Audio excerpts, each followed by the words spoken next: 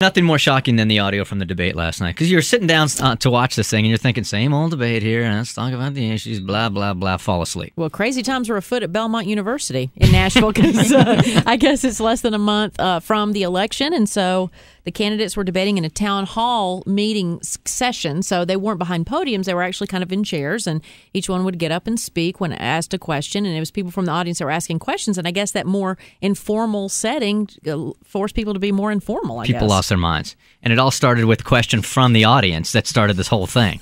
With the economy on the downturn and retired and older citizens and workers losing their incomes, what's the fastest, most positive solution to bail these people out of the economic ruin? So that's where it all starts right there. He lost He's angry.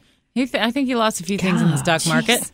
So you would hope like a presidential candidate would be a little bit higher than, above that. But no, there goes John McCain. He gets in on it. But, one of the real catalysts, really the match that lit this fire, was Fannie Mae and Freddie Mac. I'll bet you may never even have heard of them before this crisis.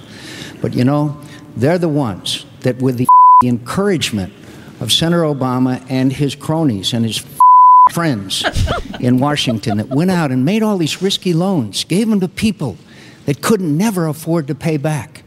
And there were some of us that stood up 2 years ago and said, we've got to enact legislation to fix this.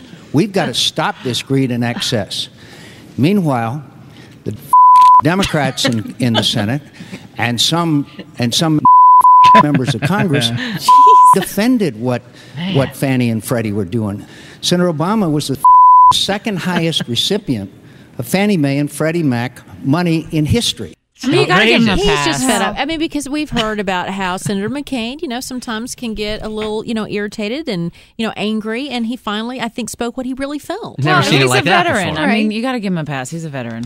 So then you want to believe that Obama, he could be at least above all this, right? But no, there he launches into it also. Oh. I think it's important to understand we're not going to solve Social Security and Medicare unless we understand the rest of our tax policies.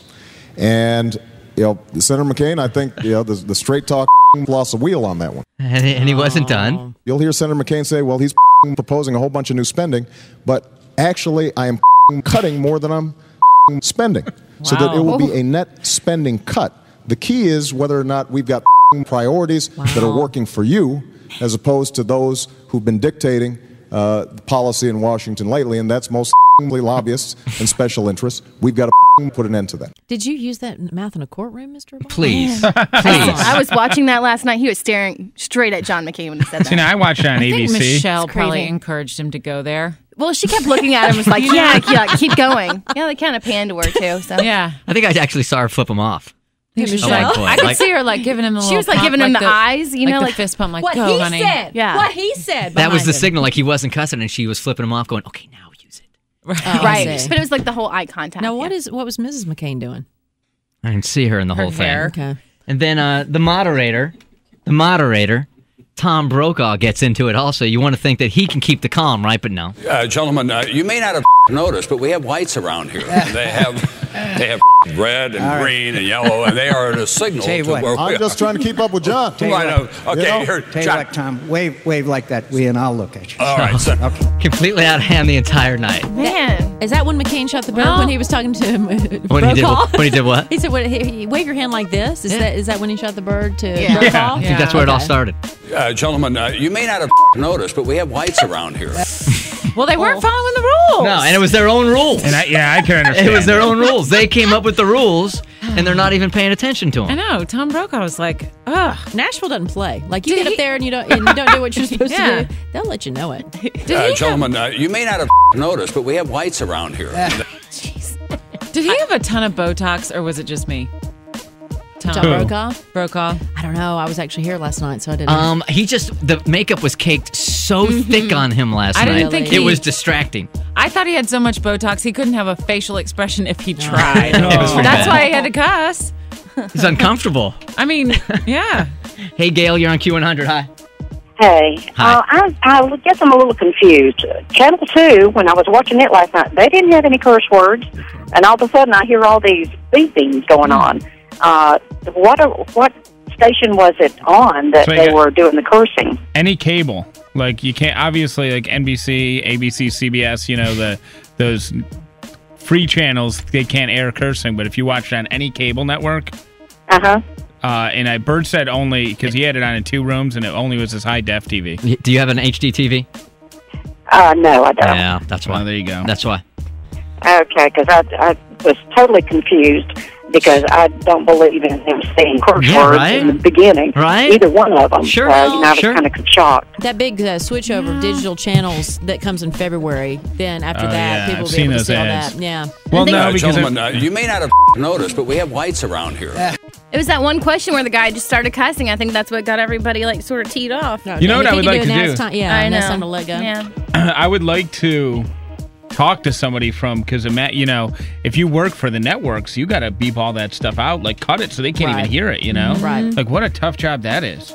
Someone was working overtime last night. No Someone lost kidding. their job. They were real mavericks. Mavericky.